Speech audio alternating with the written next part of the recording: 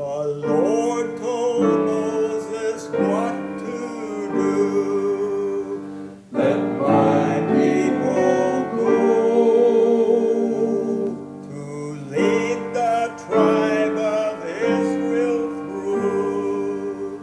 Let my people go. Go down, Moses, way down in Egypt's land. Tell Pharaoh,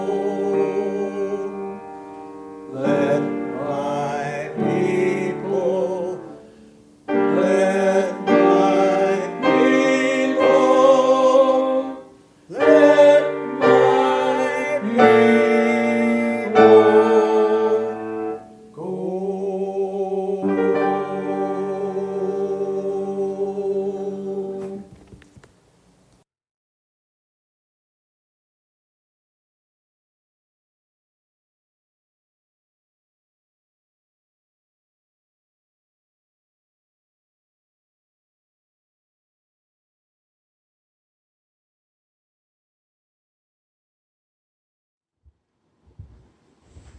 Welcome to this week's service at San Gabriel Unitarian Universalist Fellowship in Georgetown. I'm Pat Berthold, Vice President of the Board of Directors, and I welcome you to our fellowship where we gather together to support and encourage one another in our search for truth and meaning. Our mission is to welcome all, to promote personal and spiritual growth, and to work for a just, peaceful, and sustainable world. To that end, we are recognized as a welcoming congregation and as a green sanctuary. We are served by our interim minister, Reverend Sandra Ingham.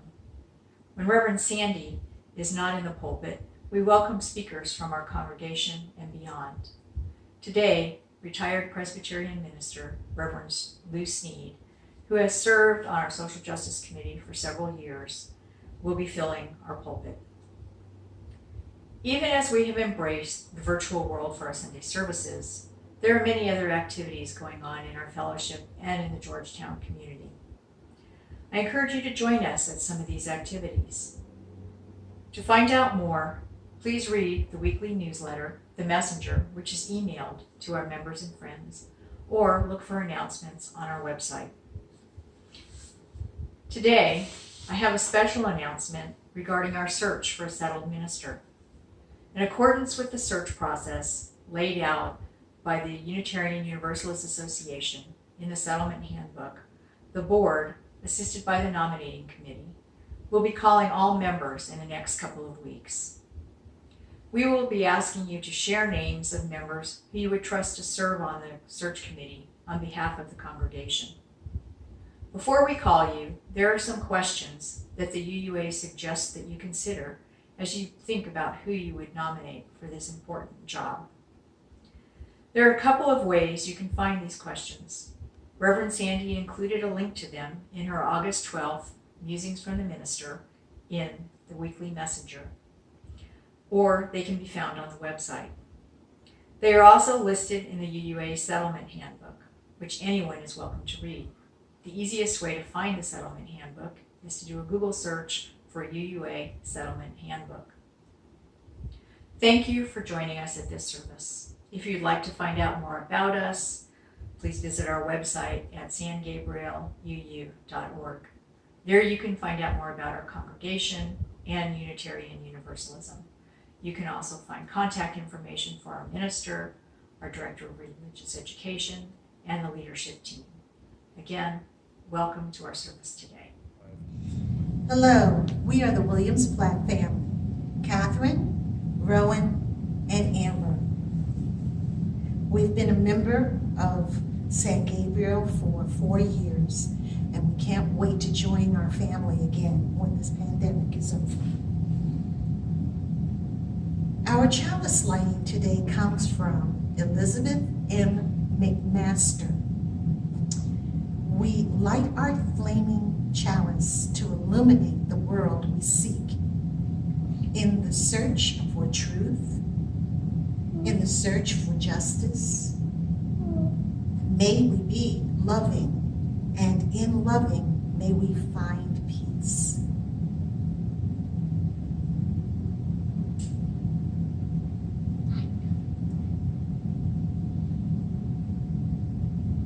Now please join your brothers and sisters from SGUUF in singing our in-gathering hymn. That's it. While we're doing the first half.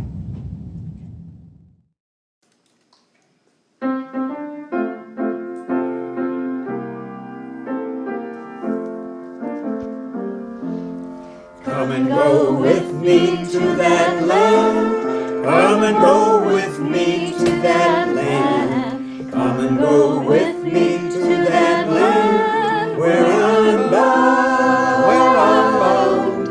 Come and go with me to that land. Come and go with me to that land. Come and go with me to that land where I'm bound. There'll be freedom in that land. There'll be freedom in that land. There'll be freedom in that land where I'm bound. There'll be freedom in that land. There'll be freedom in that land. There'll be freedom in that land where I'm bound. There'll be justice in that land. There'll be justice in that land. There'll be justice in that land where I'm bound. There'll be justice in that land. There'll be justice in that land. There'll be justice in that land where I'm bound.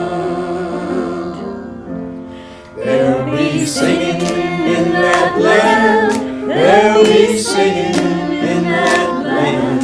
There'll be singing in that land where I'm bound, where I'm bound. There'll be singing in that land.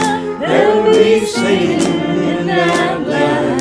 There'll be singing in that land where I'm bound.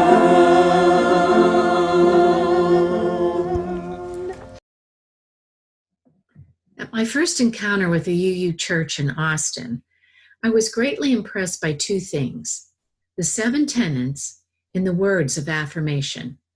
To this day, I still use those words for our table dinner prayer.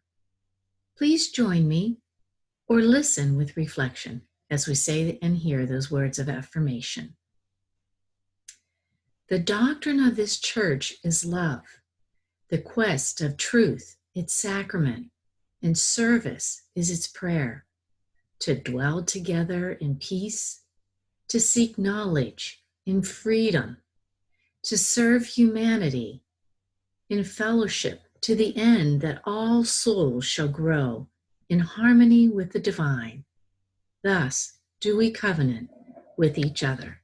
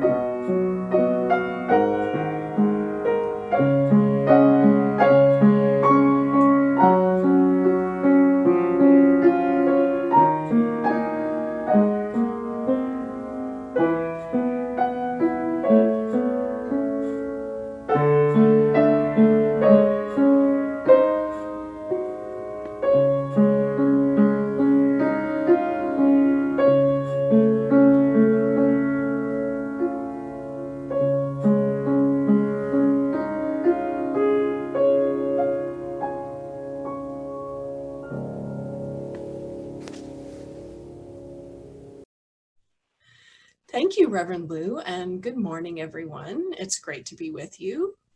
I still have my at-home Wonder Box with me, and I would love for you to use your wondering minds and take a guess as to what might be in here. Is there someone with you? Let them know what you think this fairly noisy thing might be. All right, are we ready to see? I'm going to open it up. And I've got jump rope. Jump ropes are interesting because you can play with one by yourself, or you can jump with friends, person on each end and somebody jumping in the middle. And that's a good thing. Sometimes you feel like doing something all on your own, and then other times you want to have company. Today's story is one that I've shared with you before. It's called The Other Side by Jacqueline Woodson, and it's illustrated by E.B. Lewis. Let's listen to a wonderful narration by Mrs. Parker that I found on YouTube. That summer, the fence that stretched through our town seemed bigger. We lived in a yellow house on one side of it. White people lived on the other, and Mama said, "Don't climb over that fence when you play." She said it wasn't safe. That summer there was a girl who wore a pink sweater. Each morning she climbed up on the fence and stared over at our side. Sometimes I stared back. She never sat on that fence with anybody. That girl didn't. Once, when we were jumping rope, she asked if she could play. And my friend Sandra said no, without even asking the rest of us. I don't know what I would have said. Maybe yes, maybe no. That summer, everyone and everything on the other side of that fence seemed far away.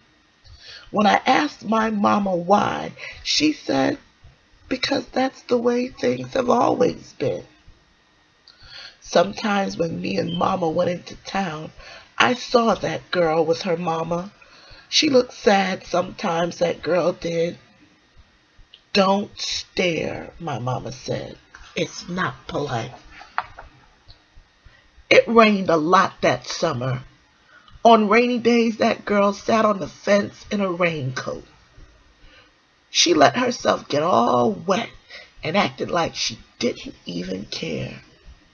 Sometimes I saw her dancing around in puddles, splashing and laughing.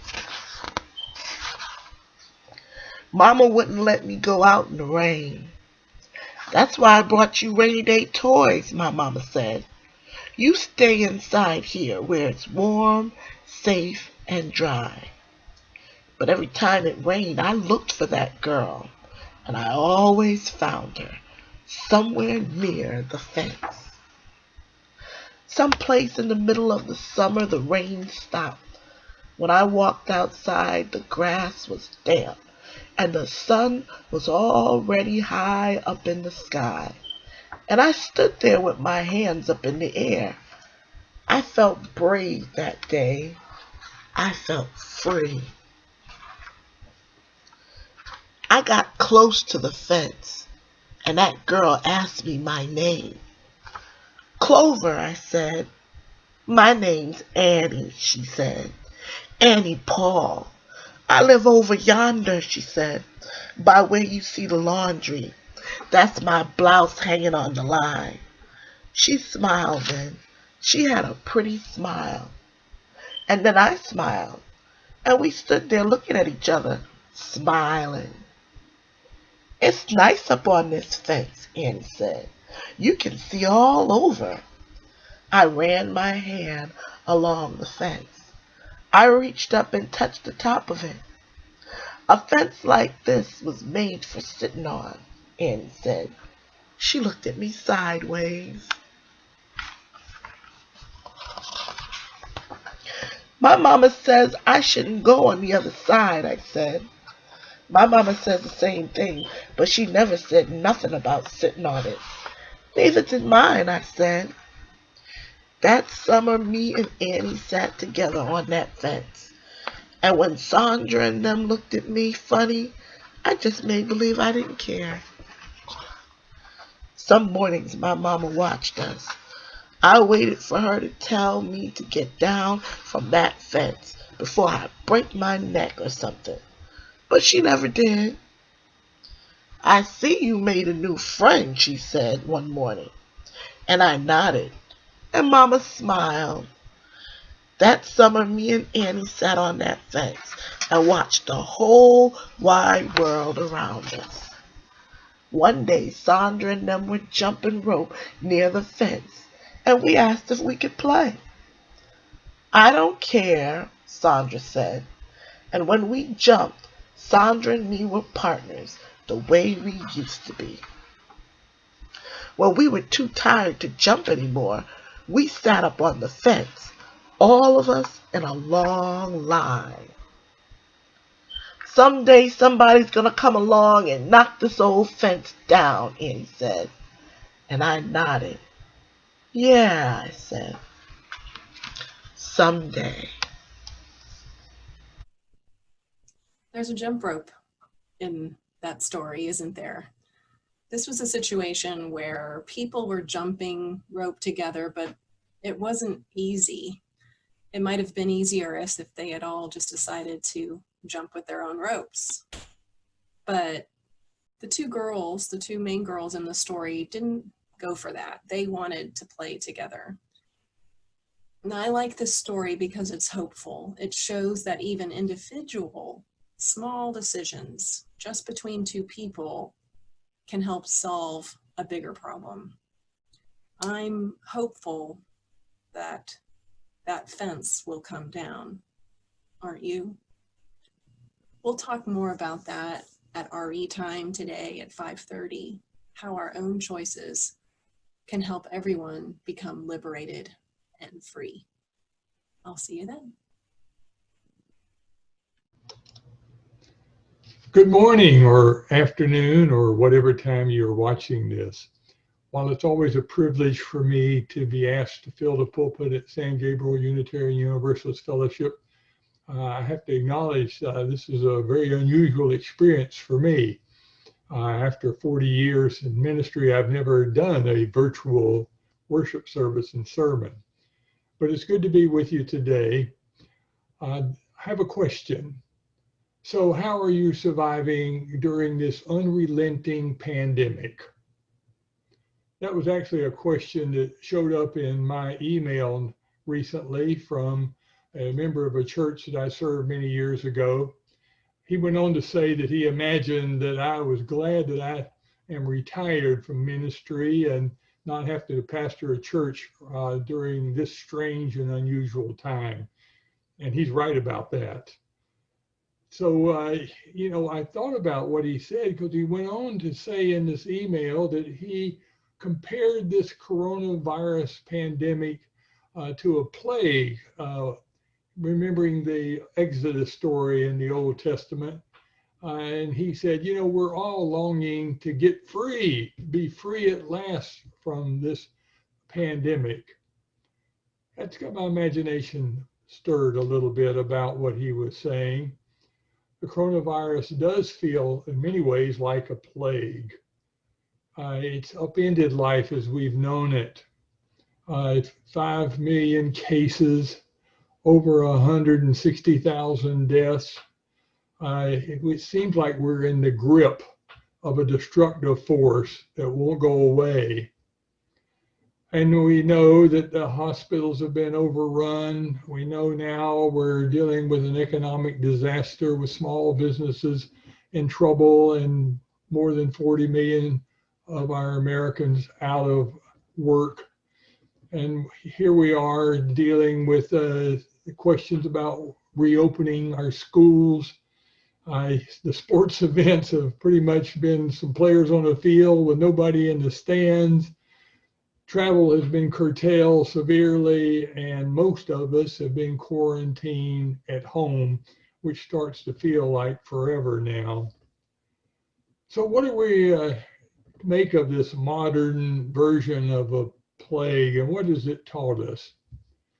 Well, maybe some humility. Here we are, the wealthiest nation on the face of the earth, with supposedly the best healthcare system in the world. We seem to be struggling mightily with dealing with this particular pandemic. Most of us realize now just how vulnerable we really are, despite our affluence and having a great healthcare system. So as we think about this experience, I'm reminded of the David Brooks' words. He's the New York Times columnist. He's saying that this coronavirus has revealed one of America's greatest failures, the failure to exercise discipline, the discipline it takes to contain the spread of this deadly virus. He notes that there are many of us who still believe that individual freedom is more important than doing what's right for the common good. I saw a cartoon that a friend sent the other day that showed a guy sitting there on the curb outside of a store that he wanted to go into. He didn't have a mask, and he was reading the sign, and it said, the big letters,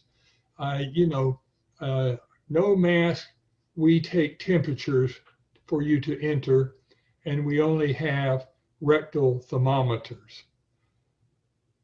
There are folks who seem to be suffering right now from what's called this pandemic fatigue. Perhaps the most troubling realization is about this current pandemic. It's forced us to see some of the real disparities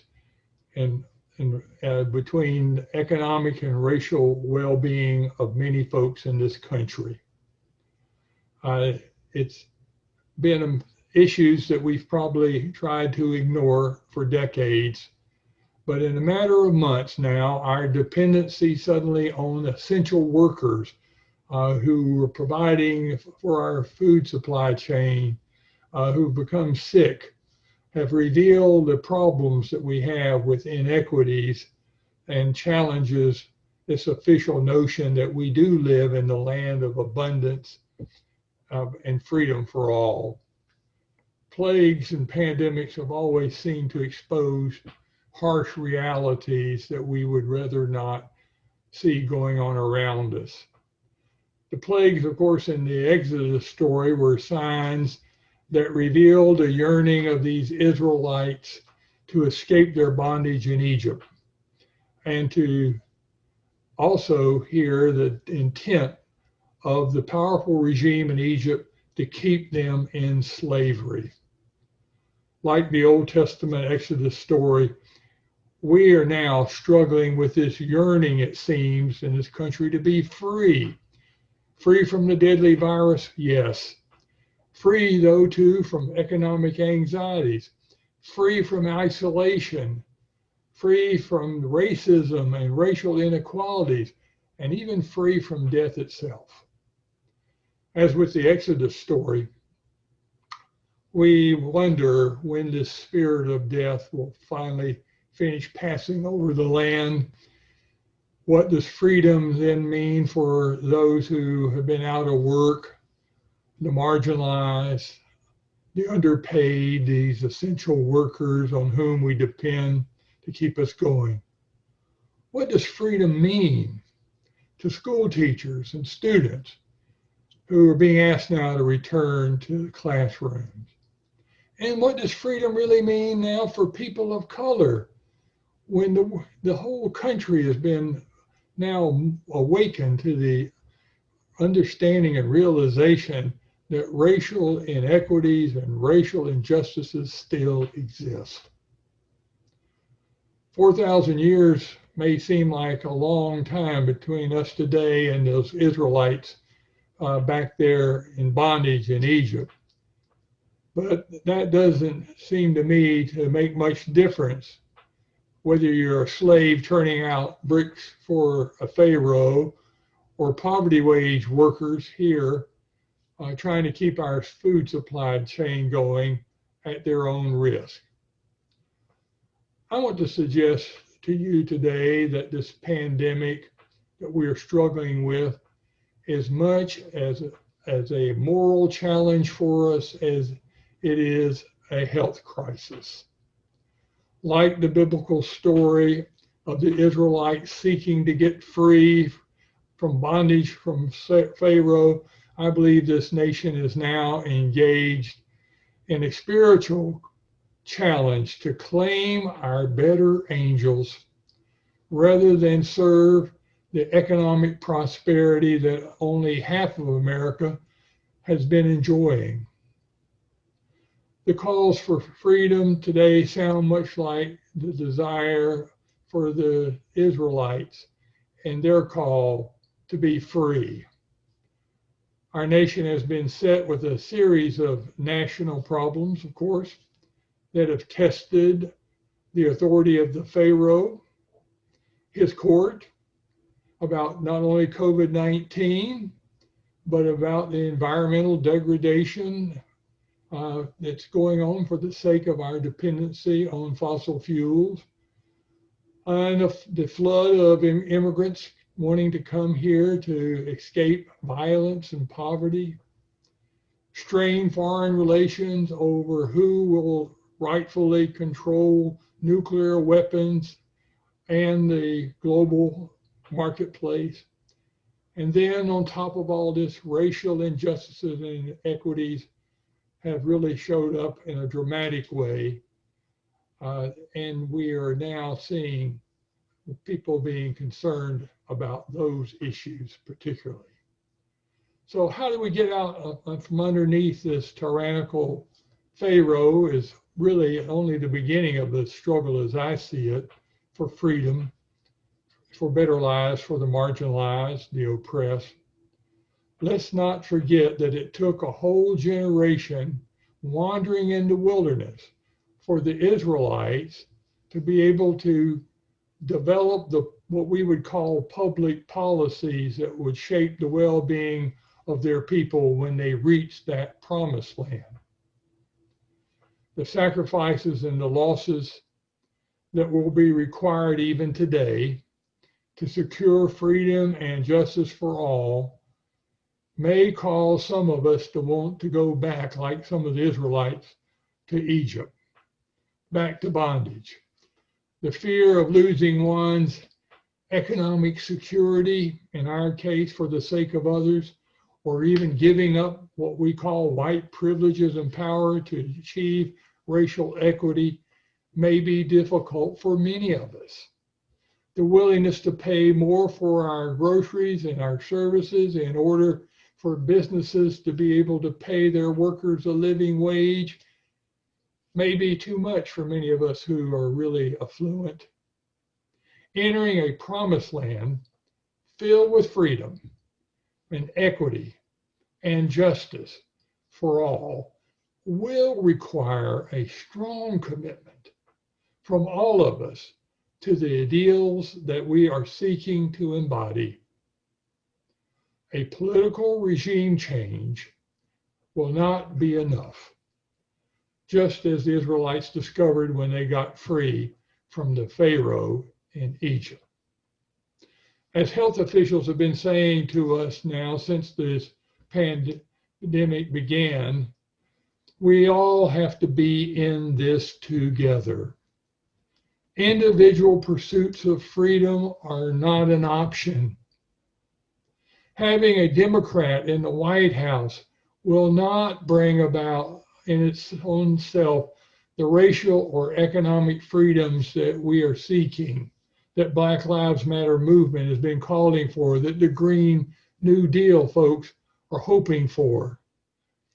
Remember, Joe Biden, as good as we may think he is, believes that there's not a racist bone in his body, and he says that fracking will not be on his environmental chopping block, and he doesn't think that Medicare for all is really feasible. While dealing with this national health crisis, we have also confronted with our outcry of freedom for racial injustices and violence. It shocked our imagination of who we really are. A succession of the tragic murders, starting with Breonna Taylor this year, then Ahmaud Arbery, then George Floyd, and then others following that, have suddenly awakened many white Americans to the racial injustices that have plagued this nation from its beginning. Finally, many of us want to join forces with people of color to eradicate racism and to bring about now racial equity. But how will we move beyond what is being called performative allyship with people of color? How will we get beyond just protesting with Black Lives Matter and flying Black Lives Matter flags? Moral self-righteousness, of course, has always prevented us from seeing the white biases and privileges and how they function in this nation and how institutional power has been used to benefit some but not others.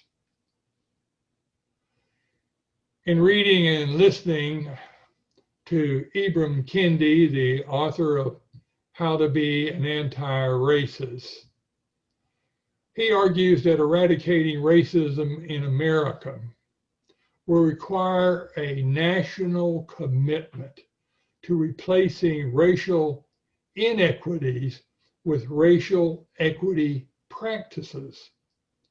He makes it clear that just purging individual racial biases is not enough.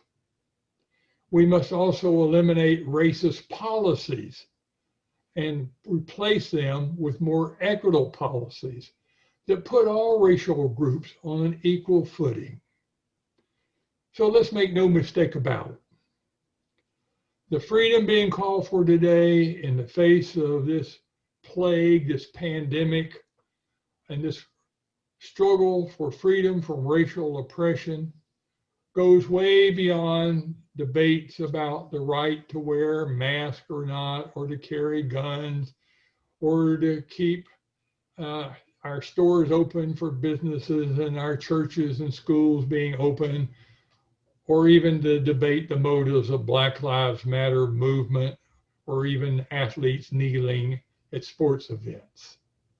The calls for freedom and justice that we're hearing today will require, I believe, those of us who are white and have inherited economic privileges for generations to give up some of the institutional power in the name of racial equity and the common good of all.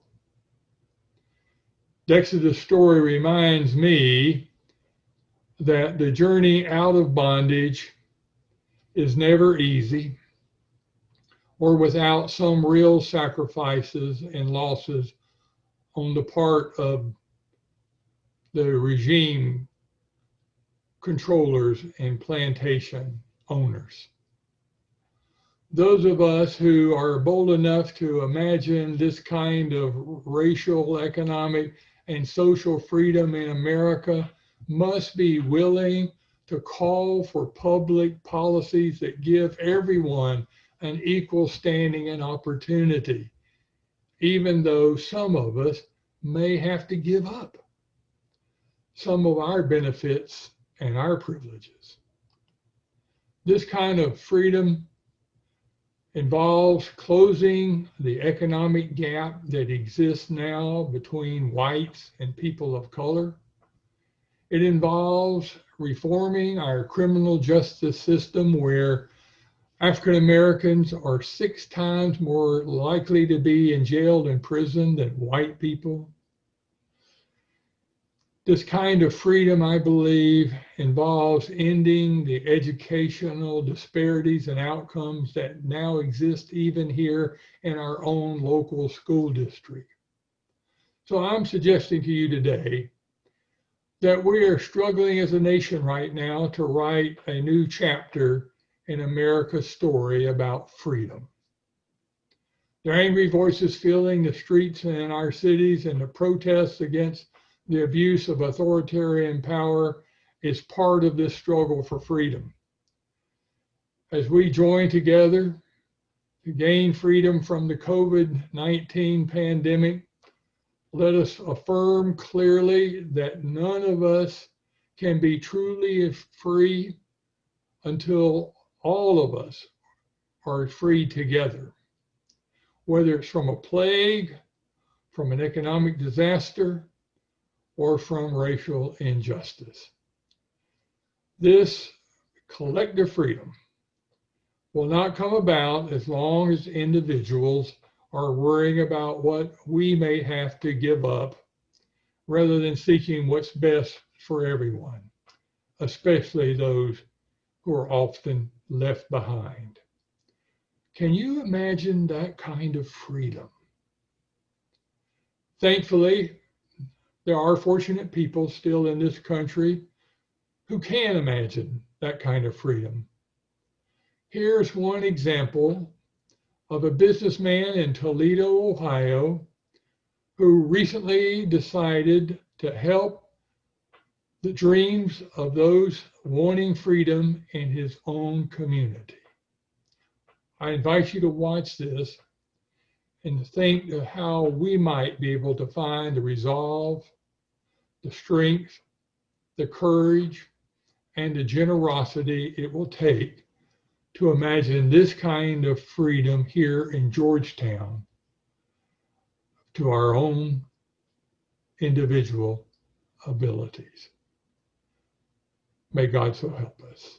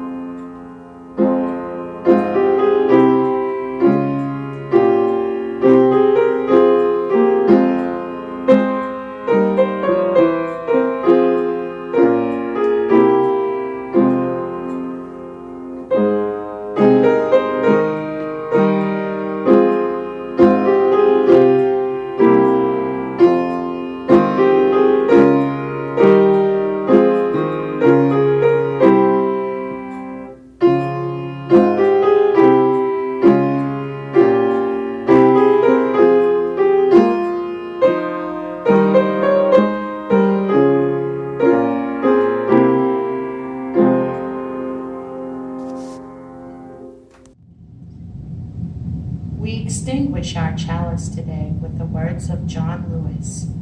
May we be motivated by human compassion. May we inspire each other to hope and make a difference, unconstrained by fear and not complicit in tolerating injustice.